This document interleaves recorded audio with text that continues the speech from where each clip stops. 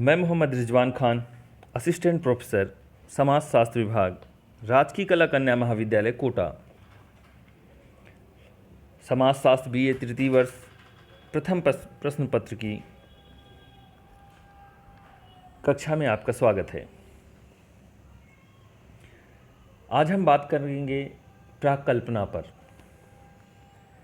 इससे पहले पिछली वीडियो में हम लोगों ने बात की थी सामाजिक अनुसंधान पर।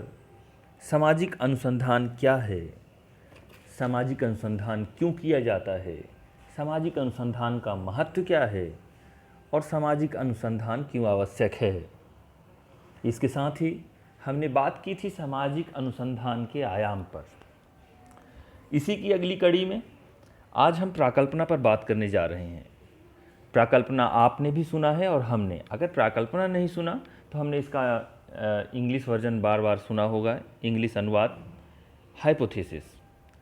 वास्तव में ये हाइपोथेसिस दो शब्दों से, ग्रीक भाषा के दो शब्दों से मिलकर बना है। पहला तो हाइपो, जिसका अर्थ होता है बिलो या नीचे। दूसरा थीसिस, जिसका अर्थ है थ्योरी, विचार या सिद्धांत। थ्योरी का मतलब तो हम सब जानते हैं।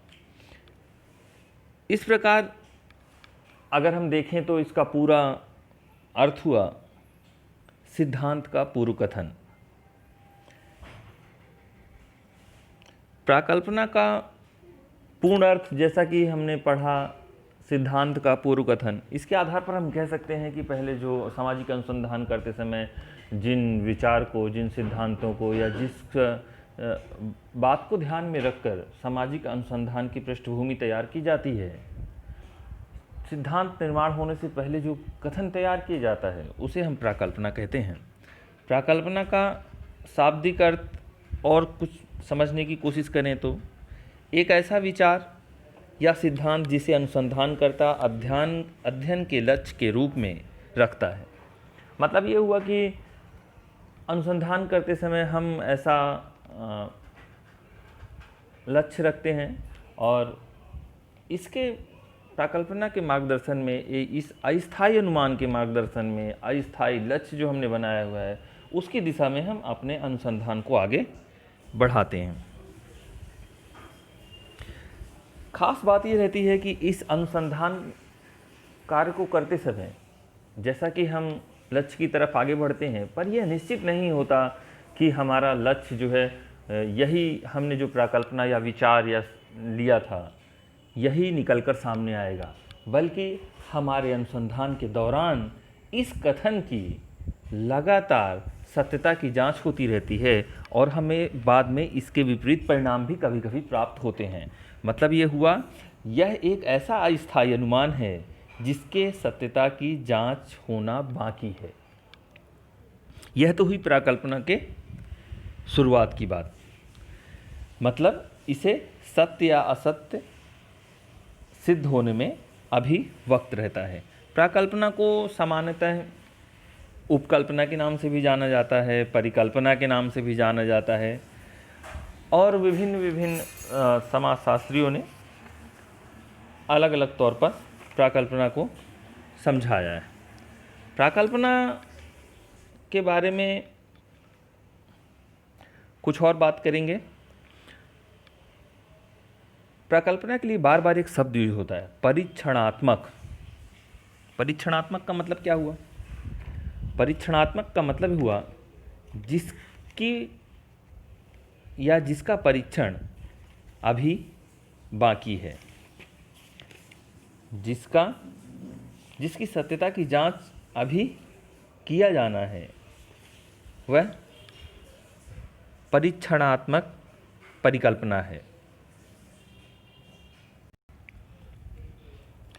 प्राकल्पना को पढ़ते हुए जब आगे जाने से पहले मैं इनकी कुछ खास परिभाषाओं पर आपकी नज़र डालना चाहता हूँ।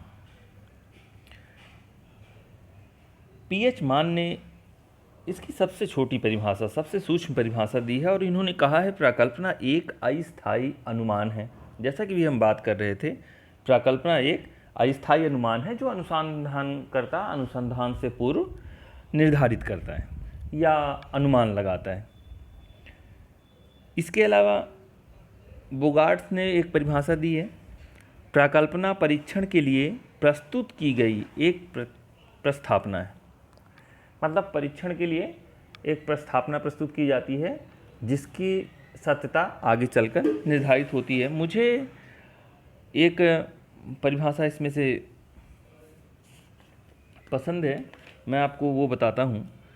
बैली के अनुसार एक प्रकल्पना एक ऐसी प्रस्थापना है जिसे परीक्षण के रूप में रखा जाता है तथा जो दो या अधिक परिवर्तनों के विशिष्ट संबंधों के विषय में भविष्यवाणी करती है। ये कुछ परिभाषाएं थी जिन्हें मैंने आपके सामने प्रस्तावना के लिए रखा। प्रस्तावना के बारे में और विभिन्न समाजशास्त्रियों ने जो विभिन्न तरह से इसको प्रस्तुत किया है उनके बारे में हम बात करेंगे। तो प्राकल्पना है क्या? किस पूर्व सिद्धांत, अनुमान, काल्पनिक विचार, पूर्वानुमान, काम चलाऊ सामान्यीकरण, प्रस्थापना, इस तरह से भी हम प्राकल्पना को परिभाषित कर सकते हैं। अब इसकी कुछ विशेषताएं, क्या विशेषताएं हैं इनमें? अगर हम देखें तो पहली विशेषता है स्पष्टता, है ना। मतलब प्राकल्पना हमारी बहुत स्पष्ट होना चाहिए जिसे आसानी से समझा जा सके और एक समान होनी चाहिए जिसका एक सामान्यीकरण किया जा सके। दूसरा, अनुभाविक संदर्भ। इसी तरह से तीसरा है विशिष्टता। चौथी विशेषता, उपलब्ध प्रविधियों से संबद्ध। मतलब ऐसा नहीं कि हमारे पास हमारी जो प्रविधियां हैं, हमारे पास ऐसी प्रविधि या विधियां ही ना हो जिनसे हम अनुसंधान कर सकें और हमने ऐसी प्रकल्पना का निर्माण कर लिया, ऐसी प्रकल्पना हमने अनुमान लगा ली या सोच लिया जो हमारे पास जिसकी सत्यता की जांच के लिए हमारे पास कोई प्रविधि ही उपलब्ध नहीं है। मतलब हमारे अनुसंधान से संबंधित होनी चाहिए। दूसरा है सिद्धांत से संबंधित। निश्चित तौर पर प्राकल्पना का जब हम निर्माण करेंगे तो वो हमारे उस सिद्धांत से संबंधित होगी जिसकी तरफ हम आगे बढ़ रहे हैं। फिर सरलता, प्राकल्पना में सरलता होनी चाहिए। जैसे मुझे याद आ रहा है, पीवी यंग ने प्राकल्पना की एक विशेषता सरलता के बारे में खास प्रकाश डाला था और उन्होंने कहा था कि यह व्यवहारिक एवं उत्तम प्राकल्पना का निर्माण तभी किया जा सकता है जब वह अध्ययन के लिए सरल हो और सरलता से उसका अध्ययन किया जा सके। उसके बारे में हम बाद में डिटेल से पढ़ेंगे। वो देखो, ख़ास तौर से मैं भी एक बात बता दूं कि यह एक प्रयास है उन बच्चों तक पहुंचने का। हमारी एक कोशिश है कि हम लगातार आप लोगों तक इस विपरीत परिस्थिति में भी अपनी बातों को पहुंचा सकें। अब प्राकल्पना की विशेषताएं हम लोगों ने पढ़ ली, उन्हें हम चाहें तो एक चार्ट या टेबल के माध्यम से दर्शा सकते हैं, क्योंकि ये एक अच्छा प्रारूप बन जाएगा यदि हम इन्हें एक चार्ट, टेबल या और विशेष तरीके से दिखा दें। तो इससे हमें, जब हम एग्ज़ाम में कॉपियों में लिखते हैं तो हमें उसमें ज़्यादा नंबर प्राप्त होंगे। इसके बाद एक ख़ास बात और आती है जिस पर डिटेल से चर्चा करने का मन होता है मेरा, प्राकल्पना के आयाम। आप समझते हैं हर चीज़ के एक आयाम होते हैं। कोई भी चीज़ जब बनती है तो उसके कुछ आयाम होते हैं, कुछ चरण होते हैं। आयाम के लिए कुछ जगहों पर कुछ चरण भी शब्द उपयोग किए जाता है। तो प्राकल्पना के आयाम पर मैं आपके सामने बात कर रहा हूँ और निश्चित तौर पर हम इसमें अगले वीडियो में एक एक प्राकल्पना के एक एक आयाम पर चर्चा करेंगे। तो प्राकल्पना का आयाम सामान्यता, जटिलता, विशिष्टता, निश्चयवादिता, मिथ्यात्मकता, परीक्षणीयता, भविष्यवाणीता, संवहनशीलता, पुनरुत्पादकता, विश्वसनीयता। एक तरह से ये आपके लिए काम भी है। आप इनको पढ़िए, इन शब्दों की परिभाषा ढूंढने में हो सकता है आपको थोड़ा सा वक्त लगे, समझने में थोड़ा सा वक्त लगे, लेकिन मुझे पूरी उम्मीद है कि आप ये काम कर लेंगे और इससे ही आधी चीज़ें आपके सामने आ जाएंगी और जो चीज़ें नहीं आएंगी उन्हें हम अगले टॉपिक पर चर्चा करेंगे। Okay, have a nice day.